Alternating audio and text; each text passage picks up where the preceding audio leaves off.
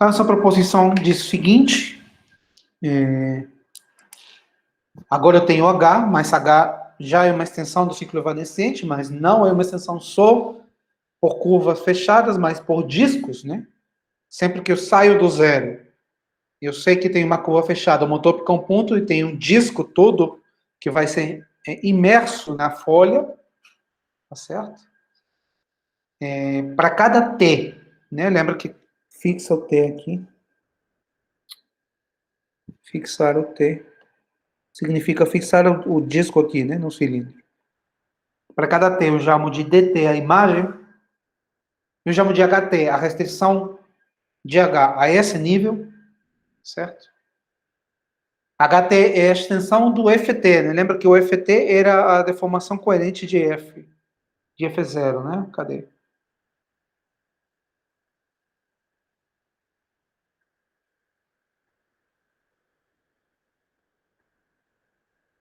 O FT são essas curvas aqui, né? Essas curvas. Essa formação de F0. O HT é essa curva mais o interior do disco, né? Mais a imagem do interior do disco. Certo?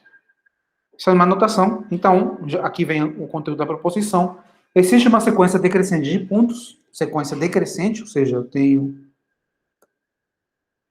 P1, tal K1, maior que tal 2, tal N mais 1. Sequência decrescente que tende ao zero. Tende a zero. Sequência, claro, positiva, né? Decrescente tende a zero, tem que ser positivo. Tal que a folha A tal é a mesma folha de A tal mais 1. Eu vou tentar explicar isso com o desenho, tá? Então, eu tenho as deformações, né? Eu tenho o F0, eu deformo um pouquinho, tenho o FT. Deforma a curva, né? Tem o FT dentro do disco, da folha. O que eu estou deformando é a curva F0, o ciclo evanescente, né? Eu tenho uma família contínua de curvas fechadas, certo? Que contém o F0. E essas curvas fechadas são bordos de discos, né? De discos dentro de folhas. O que eu digo é que o atal N, a folha que contém o atal N, é a mesma folha que contém o atal N mais 1. Lembra que a sequência é decrescente. Tá? Outra coisa. A imagem do disco tal N está contida na imagem do disco por H tal N mais 1. Lembra que DT é a imagem do disco por HT. Acho que tudo isso vai ficar claro no desenho. Tá?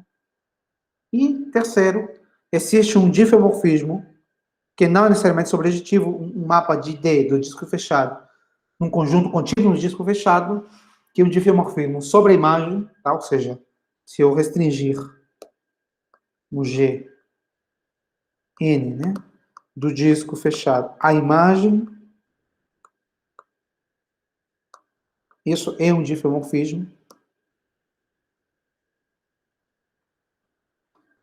que satisfaz essa condição, que, de novo, acho que por enquanto não diz muito, mas no desenho vai ficar mais claro. Então, qual é o desenho que a gente tem que ter na cabeça, eu acho? É o seguinte. Não é esse. Deixa eu adicionar uma folha, faço um desenho. Então, eu tenho aqui...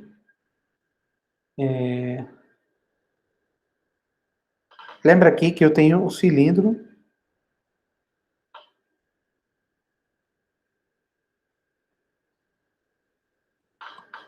que é D vezes o intervalo, né? Isso aqui é D fechado vezes 0 epsilon. No nível 0, a folha não é o ciclo, a curva fechada não é homotópica um ponto, então, nesse nível 0, eu não tenho um mapa no disco, porque não é homotópica um ponto. A imagem não é homotópica um ponto.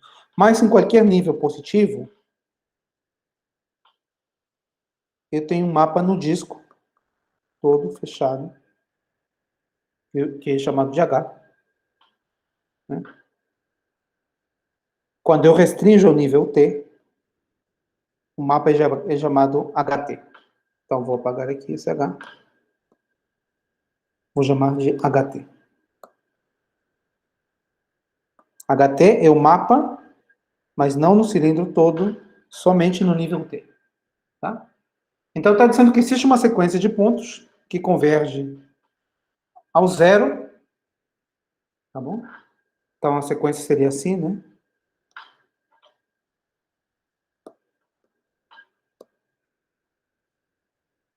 Tal N. Tal N mais 1. Está se aproximando do zero. Está decrescendo, né? E para cada ponto tal N, eu tenho um mapa correspondente a H. Certo? Então, eu vou pegar o disco correspondente a tal N, esse aqui, e vou desenhar ele separadamente. Tá? Então, tá aqui o disco D fechado, e eu tenho aqui o mapa. Deixa eu ver se vai dar espaço. Vai. Tenho aqui o mapa H, tal N. Que é o mapa nesse nível, tal N. Né? Ele é um mapa que é justamente a restrição do mapa H, que vem dado pela proposição, né? Que vem dado pela proposição anterior, pela primeira. Tá bom? Ele satisfaz todas as três condições da proposição, dessa proposição aqui. Essas três. E ele é uma imersão, certo? Então, ele está te dando um disco dentro da folha.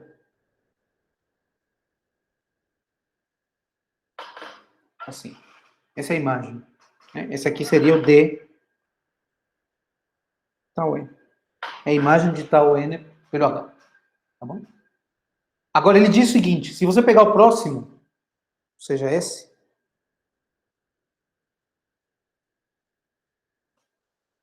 eu tenho o mapa, fazer de preto, próprio disco, e eu tenho o mapa aqui, H, tal N mais 1, tá bom? Que também te dá um disco. A imagem de H, tal N mais 1, é um disco, D, tal N mais 1, né? Notação que tu sabe. Só que a folha que contém a imagem de tal N, a folha que contém o disco tal N, é a mesma folha que contém o disco tal N mais 1. Então, o que está acontecendo, de fato, é isso aqui. A imagem de H tal N mais 1 é esse disco azul mais...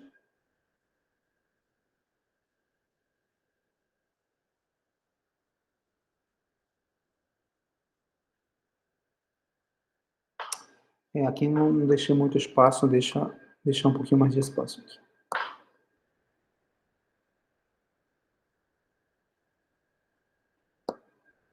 Deixa eu desenhar aqui a imagem primeiro. Isso aqui te dá um disco.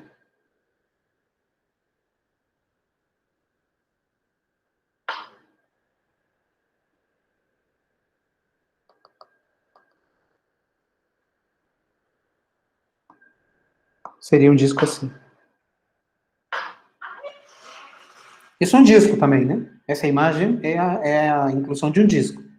Só que agora um disco que contém o disco anterior, o disco que eu tinha para N, para tal N. Esse aqui seria o H, tal N mais 1. Tá bom? A folha pode continuar. O que eu sei é que a folha associada a tal N, ou seja, a folha que contém o D tal N, é a mesma folha que contém o D tal N mais 1, como está acontecendo ali no desenho. Então, essa é a imagem que a gente tem que guardar. Tá bom? É como acontece com a folhação de Hebb, né, justamente. E você vê que essa folha associada a tal N mais 1, ela está por fora da folha associada a tal N, e ela vai... a sequência tal N converge a zero, né? Então, essas imagens, elas vão convergir ao ciclo evanescente que está lá fora, né? A curva que deveria estar na folha compacta. Tá bom? E, claro, tem uma parte do disco associado a tal n mais 1, que vem do disco associado a tal n, né? Que é justamente essa parte azul. Essa parte azul ali, ela vem do disco anterior. Então, para esses pontos, né, eles vêm daqui e vêm de uma parte aqui. Então, o que ele está dizendo é que existe um mapa GN, que leva o D num disco aqui dentro, né, que faz com que o diagrama comutar. Ou seja, um ponto aqui vem de um ponto daqui, do disco azul, D tal N, vem de um ponto em D barra, pelo H tal N, e vem de um ponto também aqui dentro, pelo H tal N mais 1. E o mapa GN é simplesmente o mapa que leva a esse ponto nesse. Tá bom? É porque os dois discos compartilham um pequeno, quer dizer, o segundo disco é o primeiro mais um outro pedaço. Continua sendo um disco, tá? Mas contém o disco anterior. Então, justamente por isso que existe o mapa GN.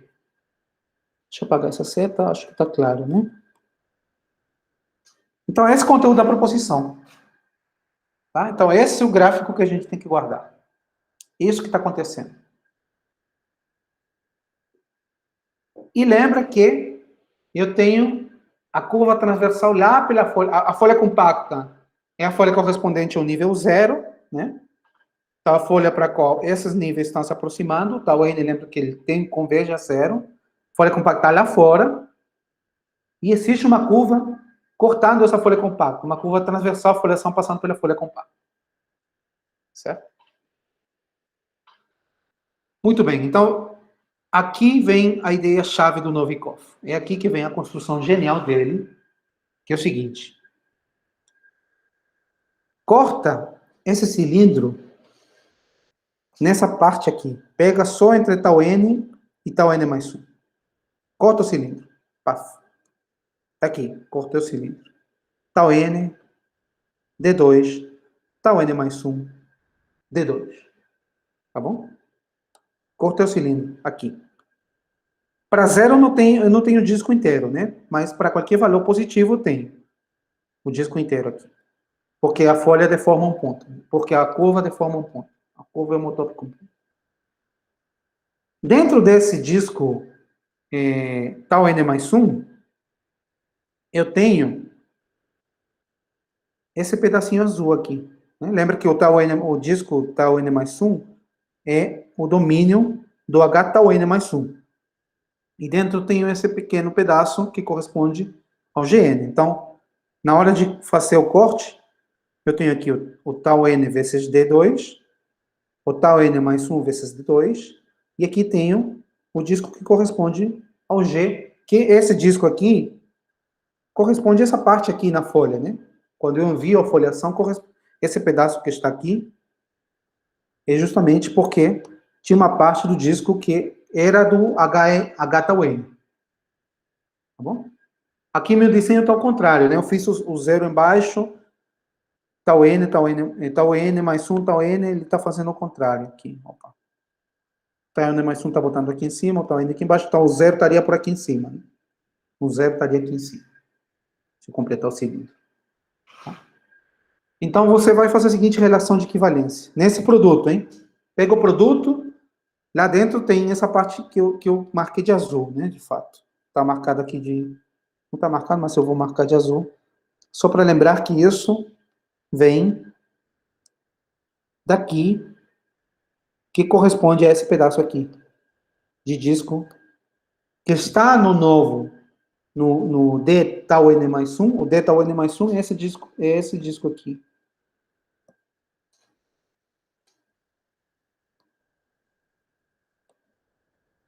Que contém o disco tal N, mas contém mais. Né? Contém mais.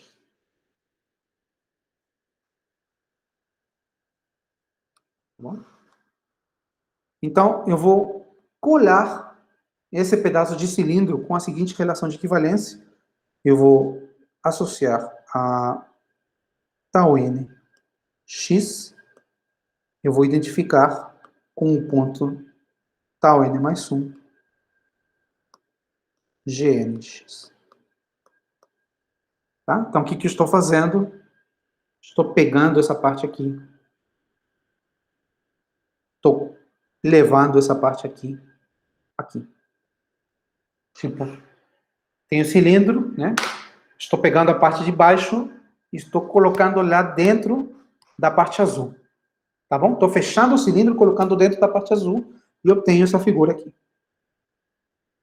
Kn é o quociente.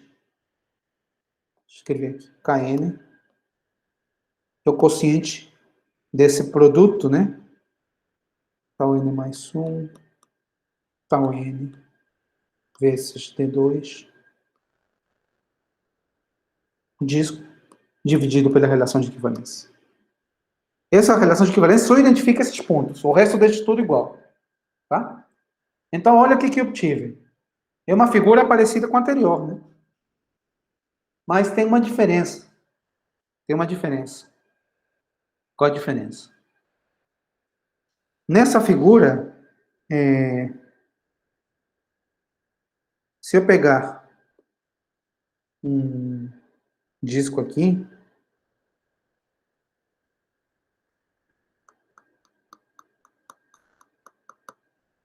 ele aqui me dá um disco.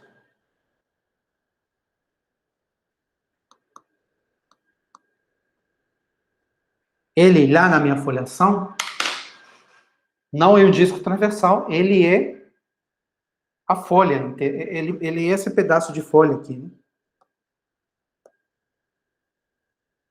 Todo esse pedaço de folha. Tá bom? Se você pegar, por exemplo, aqui nesse desenho, essa curva aqui, que significa fixar um ponto no disco, ou na esfera, sei lá, na esfera, e variar o tempo, né, entre tal e tal, entre tal n e tal n mais 1, isso te dá aqui um caminho assim. Tá certo? Lá, se você varia, se você fixar um ponto aqui e varia, ele te dá, fixa um ponto e você varia assim, né?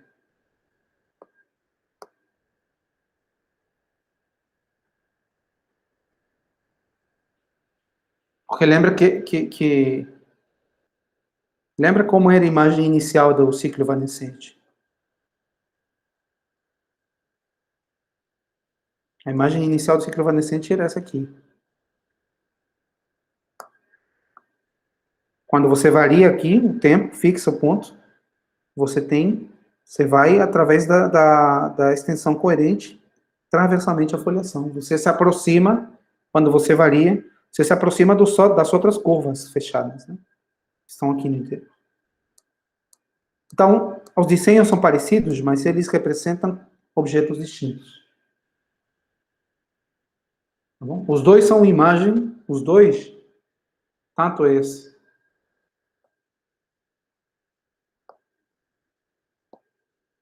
quanto esse, são imagem disso. Mas um deles é a imagem pela relação de equivalência e a outra imagem pela extensão H, pelo mapa H, né? Que mergulha os discos, né? Ele é uma imersão dos discos, né? Ele pega cada nível do cilindro e leva num disco, né? Peguei esse nível, tal N, e levei nesse disco, nesse disquinho aqui. Peguei esse próximo e levei nesse outro disco. Aqui são diferentes. Se eu fixo um disco, ele vai aqui. Tá bom? São figuras parecidas. Eu tenho que ter as duas na cabeça, tá? Porque eu vou fazer uma coisa com uma e eu quero ver o que acontece na outra. Essa é a ideia do Novikov. Tá? Essa figura que vai mostrar que o ciclo evanescente, se ele entrar, ele não sai mais. Tá bom? Então, vocês guardem essa figura. É meio confuso, né? Parece que a gente está falando do mesmo objeto, né? Porque aqui parece que isso aqui é um pedaço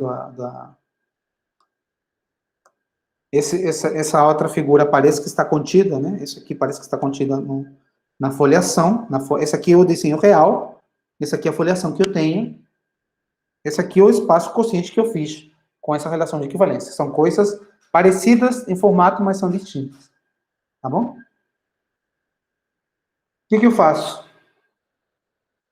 Então, eu tenho um mapa que leva... Lembra que eu tenho o mapa H definido no cilindro, né? O mapa H grande, né? O H. H. Ele vai em M, né? O H, simplesmente, é o mapa que leva esse mapa, né? Esse mapa aqui. Em cada disco, em cada nível, é o HT. Tá bom? Eu gostaria de definir um mapa aqui. H bar. Esse mapa vai ser o que relacione minha figura aqui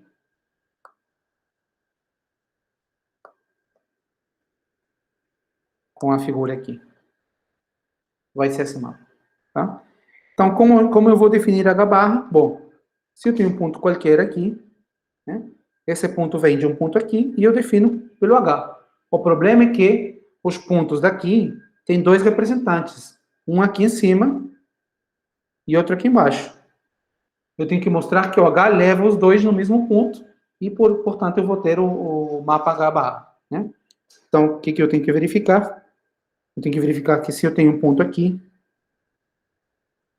né, eu tenho que verificar que H de um ponto X tal N, ou tal NX, sei lá, tal NX, né?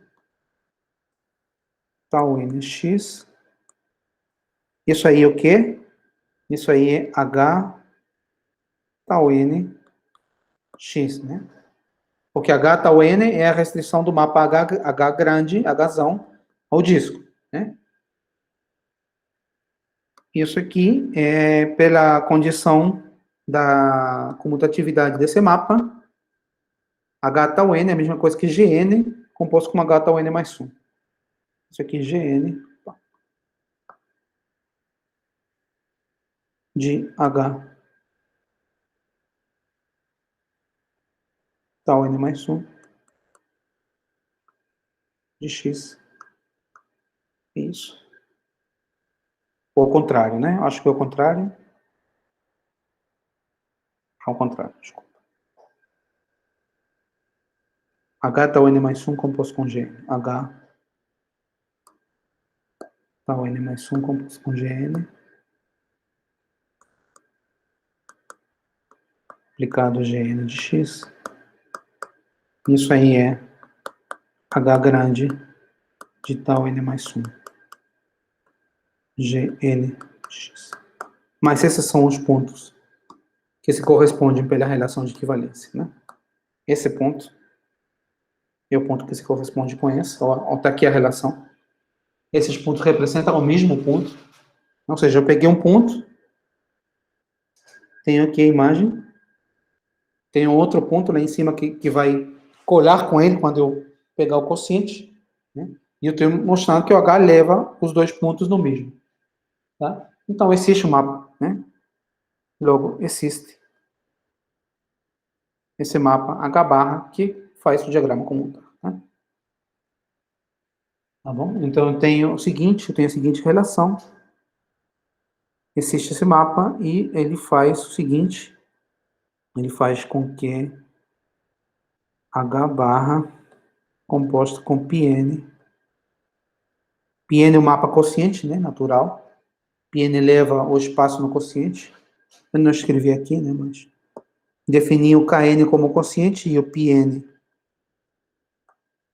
é o mapa natural de o mapa quociente, né, de Tn mais 1, N vezes D, Kn, quociente. Então, eu vou ter o mapa H barra que satisfaz essa igualdade.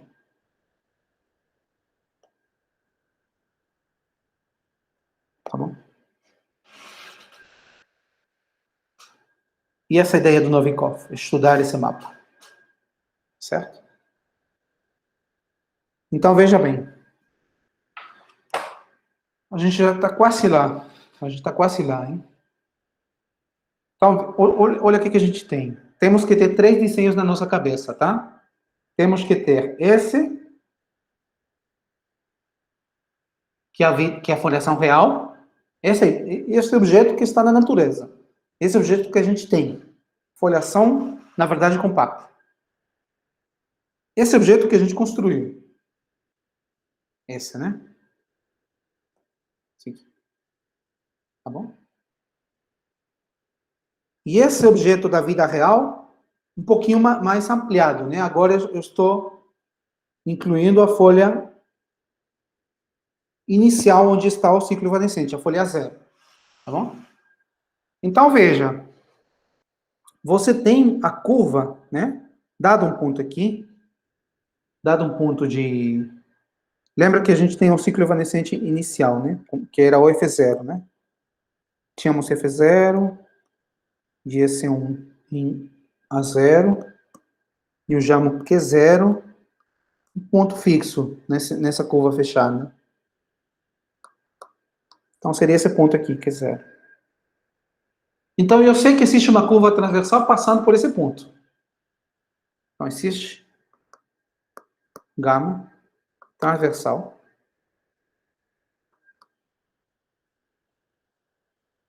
fechada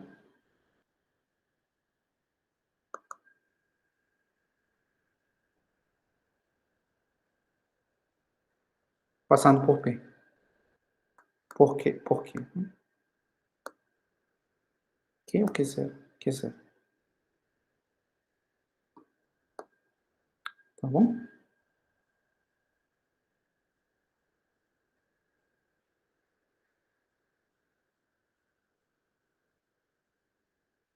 Ele é fechado, né?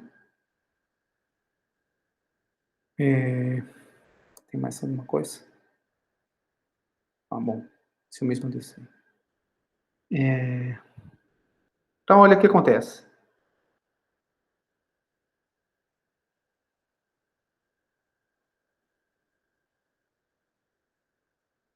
Ele é fechada e ela é positiva ou negativa, né? Mas eu estou supondo que ela é positiva. Na proposição não mostrei isso. Positiva no sentido que ela segue a direção do ciclo evanescente, né? Eu estou supondo que o ciclo evanescente, a extensão coerente é positiva. Eu posso supor que a curva vem nessa direção mesmo. Né? Lembra que o que significava que o ciclo evanescente fosse positivo? Significava que a partir de um ponto qualquer, né, tem aqui o x0, eu considero essa curva ft de x0 variando t, né, isso dá uma curva aqui, está apontado, né, numa certa direção. Né. Em particular, por esse ponto eu tenho uma curva também entrando, né, eu vou supor que a curva gama vai na mesma direção. Tá? A curva do ciclo evanescente pode vir por aqui. Mas só vou supor que as duas vão na mesma direção. Tá? Mas ainda a gente pode supor um pouco mais, né? A gente pode supor que se eu começar a partir desse ponto, que é zero, né? E eu pegar a curva ft de Q0, né? Se eu pegar essa curva ft de Q0, t vai em ft de Q0, tá? Então, a curva gama coincide com essa curva. Então, podemos supor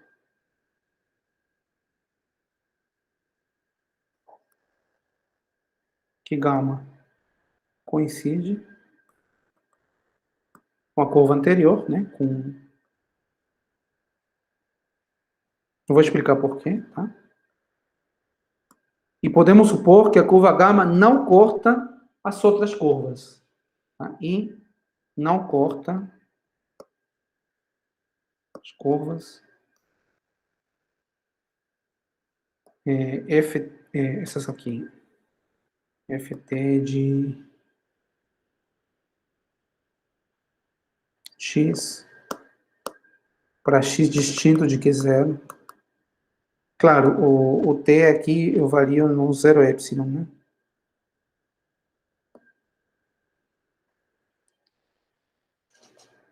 T está no intervalo 0 epsilon. Por quê? Por que eu posso fazer isso? Deixa eu ver. Deixa eu melhorar aqui meu desenho. Deixa eu parar.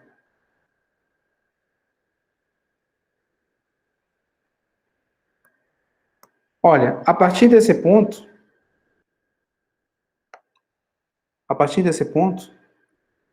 que é o ponto Q0, eu posso olhar para a curva FT, né, variando o T. Ou seja, eu posso entrar na extensão coerente, né, eu posso passar para as outras curvas do ciclo evanescente.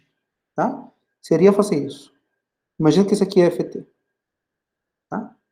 A minha curva inicial, ela passa por esse ponto, mas ela poderia passar assim, por exemplo. Poderia passar assim.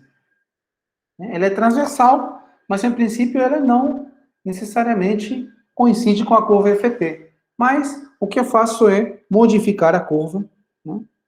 Eu modifico para que ela passe. Modifico um pouquinho. Eu sei que esse pedaço é transversal, então se eu modificar ele, tudo bem, continua sendo transversal. E depois eu encontro de novo a minha curva. Faço uma pequena modificação. Tá bom? Então posso supor que ela entra, tá? E entra só por essa curva FT de Q0. Tá bom? Se eu pegar outro ponto aqui, se eu começar com outro ponto, e eu entrar ao ciclo evanescente usando a curva FT, se esse aqui é o X, eu entro aqui. Essa curva aqui, verde, ela é normal a foliação, mas eu vou supor que ele não corta a minha curva vermelha. Tá?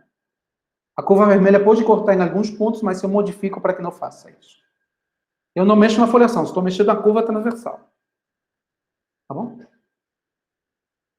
Então vamos lá. Ela entra. Tá certo? Ela entra lá no ciclo, no ciclo evanescente.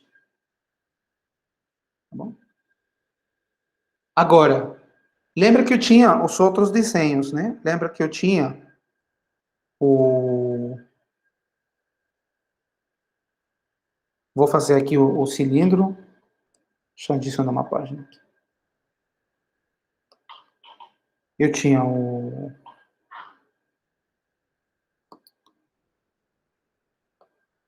Aqui.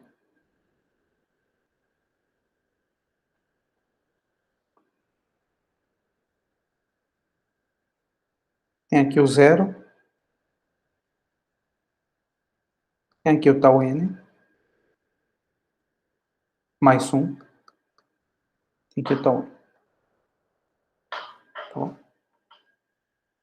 Ou ao contrário, né? Bom, o nosso desenho está ao contrário. Desculpa. Tem aqui o 0. Tem aqui o tal N mais 1. Tem aqui o tal N. Tá? Então, vou desenhar aqui. E o que eu fiz foi pegar um pedaço aqui e colar, né? Não foi isso? Deixa eu só conferir. Foi isso, né? A gente pegou e colou. E obtivemos esse desenho aqui.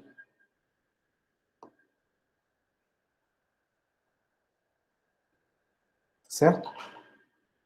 Agora, tem aqui o ponto Q0, lembra? Q0 aqui. Eu estou falando que essa curva, a imagem, né? Aqui tem um H, né, que vai na variedade. A imagem do H, do F, de fato, né? Que é o F que eu estou usando. Mas lembra que o F, que o F coincide com o H quando eu restringo o bordo. Né? Lembra que o H não modifica o ciclo evanescente. Tem essa condição 3 aqui. Tá? Então eu posso pensar que eu estou trabalhando com H. Então, a imagem do H, a imagem pelo H dessa curva, ela coincide, né, se eu chamo beta de t, a curva H de t, que é zero, isso aqui coincide com a curva gama de t, para t entre 0 e tau n. De fato, até um número maior, né? Até um epsilon. Certo? Então, isso que eu estou dizendo aqui. A curva gama coincide com essa curva aqui. Essa curva é a mesma... Lembra que o f sub t de q0 é a mesma coisa que o f de t q0, que é a mesma coisa que o h de t q0. Então, a imagem coincide. Tá certo? Agora, quem é essa imagem em K? K era esse quociente. Tá aqui, justamente, o desenho que eu fiz. Essa curva verde seria um pedaço, né? Aqui está só entre tau n e tau n mais 1. Lá está entre 0 e tau n, né? Um pouquinho maior. Mas, lembra que essa curva verde, ela vem aqui, né? Está aqui no bordo, né? Começa aqui, termina aqui. Começa aqui, termina aqui, só que esse ponto vem identificado com um ponto aqui dentro. Tá bom? Então, essa curva, gama, pelo menos nessa primeira parte, eu vejo ela no conjunto KN, que o Novikov inventou. Eu vejo ela aqui, ela está ali. Está ali, a curva verde. Tá bom? Agora, o que acontece? A curva, ela entra no disco. Ela entra no interior da folha, porque ela atravessa, né? Ela vai e atravessa. Então, em algum momento, essa curva, ela aparece aqui dentro. Já não no bordo do cilindro, lá dentro. Que ela entra.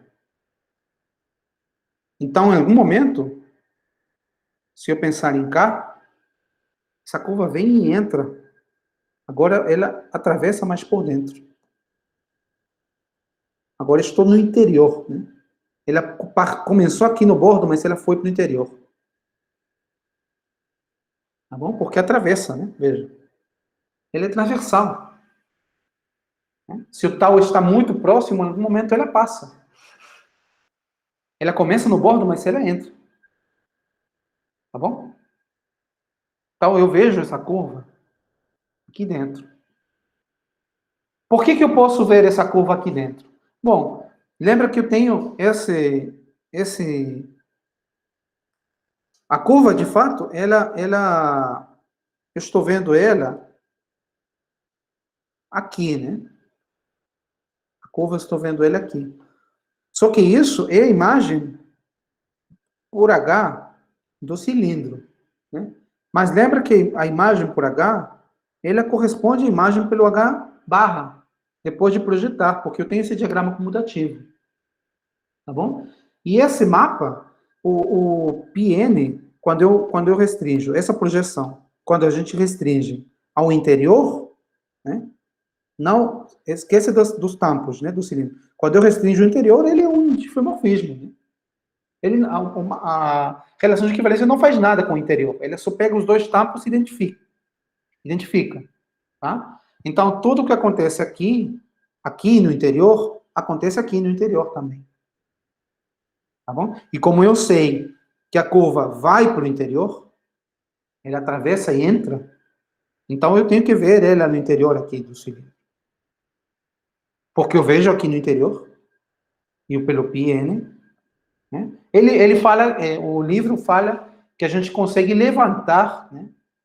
levantar a curva desde que ela esteja na imagem de H desse cilindro. Mas isso é exatamente o que eu estou falando, né? Você vê que a curva entra, esse pedaço aqui que estou desenhando aqui, que está no desenho, é a imagem do cilindro, né? Lembra? É a imagem do cilindro para H. Então, você tem esse gráfico. A curva entrou. Ó, ela começou aqui, no bordo, né? Aí ela veio, bateu no bordo, mas, puf, ela entrou. Lá no KM, ela entrou. E aqui que aparece o milagre, né? O que acontece? A curva, ela tem que sair, né? Porque ela tem que cortar de novo. Ela é uma curva fechada. Ela tem que encontrar de novo ela mesma. Tá bom? Então, essa curva que entrou, em algum momento ela tem que sair. Mas ela não pode sair. Se ela entra, ela fica condenada a ficar dentro para a vida inteira. Ele tem que rodar lá dentro sem poder sair. Por quê? Ela não pode sair pelo bordo. Ela só tem duas chances. Ou sair pela casca. Se ela tem que sair, é porque ela corta o bordo, né? Ou sair pela casca, por aqui, por essa casca, que corresponde. Essa casca corresponde a isso, né? A casca do cilindro, mas não pode sair pela casca do cilindro, porque eu já estou supondo que... Lembra que a casca do cilindro, essa casca, que aqui corresponde a essa casca aqui, quando eu vejo na foliação real, ela corresponde a essa parte aqui. Né? Lembra que a imagem dessas curvas são justamente pegar o ponto e entrar no ciclo. Pegar o ponto e entrar. Pegar o ponto. E eu sei que a curva não sai por ali, porque ela não corta as outras. Então, por ali ela não sai. Pela casca ela não sai. Então, ela só pode sair por esse pedaço aqui. Se ela vem por aqui ela não sai, né? Ela continua. Se ela passar por aqui, ela continua dentro. E ela não pode sair por aqui, porque isso aqui casca. Por aqui ela não sai. Por aqui ela não sai, porque se ela atravessar aqui, ela continua dentro. Ela é transversal, lembra? A única possibilidade é que ela saia por aqui. Mas se ela sair por aqui, significaria o quê? Significaria que ela veio... Imagina que ela sai por aqui. Então, ela fez alguma coisa estranha, saiu aqui. Uf, saiu por aqui. Tá bom? Só que, olha, se ela sai por ali, lembra, ela começou aqui.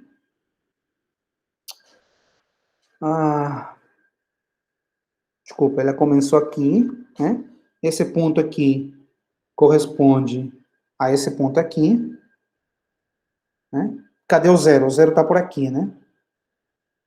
Deixa eu ver, tá aqui o tal N mais 1, o zero está por aqui, né?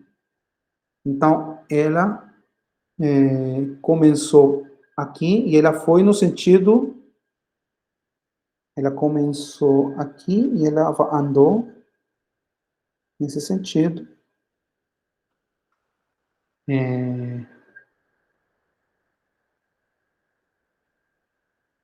Não, desculpa, é o contrário, né? Ela andou no outro sentido, não é isso? A curva... Quem é a curva? A curva é essa aqui, né? A curva é gama T, e T está andando de zero para frente, né? T está andando assim, desculpa. Então, está no outro sentido.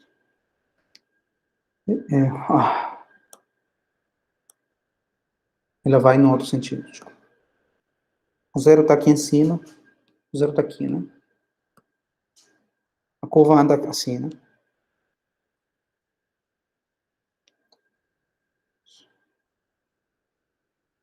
Tá bom?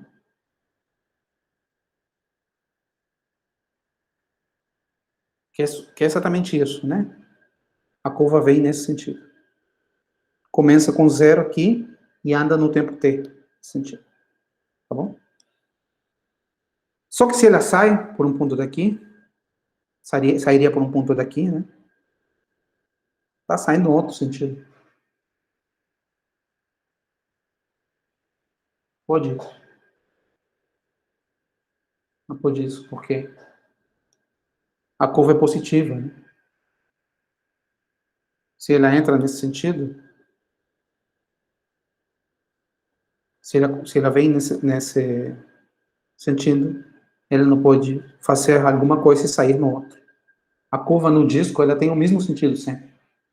O disco é contrátil, né? A curva é transversal, ela não pode começar num sentido e terminar no outro. Então, ela não sai do ciclo evanescente. Se ela entrou lá, ela veio, deu a volta, entrou. Ficou condenada a ficar lá dentro. Ela não pode sair para se cortar de novo, para se fechar, né? Ela está condenada a ficar lá dentro a vida toda. Isso é uma contradição. Portanto, tem que ter folha compacta. Então, prova realmente. É o que está acontecendo aqui, né? Eu peguei o desenho aqui do livro. Aqui entra, fica dentro. Eu posso supor que ele é fechada. Lembra, ele é fechada, mas o fecho dela está. Ela entra, mas ela se fecha longe da lembra da construção, né? A curva se fecha aqui.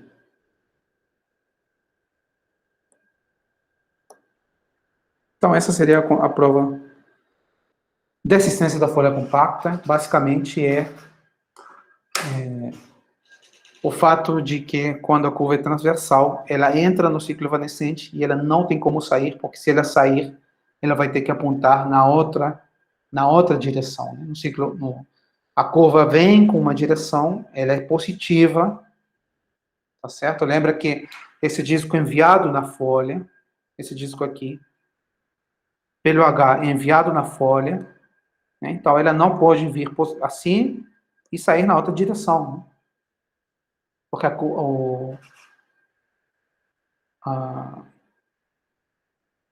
curva, o gama, é positivo.